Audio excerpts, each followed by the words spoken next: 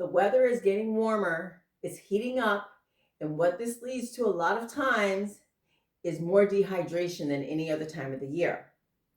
So, just a few points about what dehydration can cause so that before you go thinking about doing something outside in order to help you, you'll think about whether you've had enough water to alleviate the issue. So, one of these is joint stiffness and lack of mobility.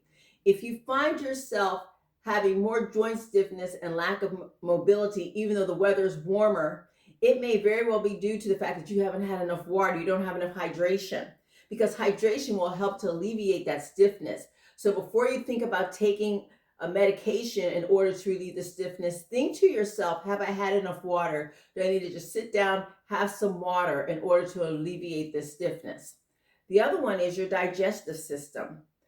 Water is so important to your digestive system because if you do not have enough water, if you're dehydrated, you'll feel sluggish and it can cause constipation. So, before you go to take a laxative to relieve the problem, think to yourself, have you had enough water? Do you need to have water in order to relieve your system versus taking something outside to do it? And another one is mental clarity and focus.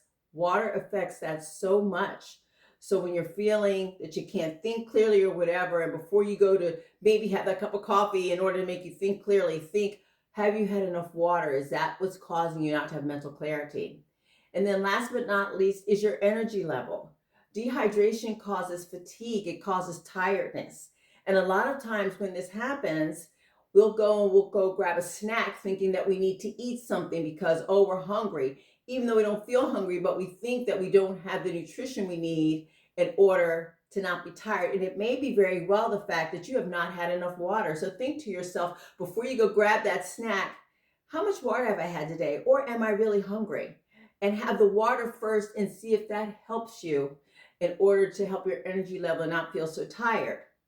So these are some things to take into consideration, especially as it gets hot, because we can easily get dehydrated and not realize it. And as always, to your health.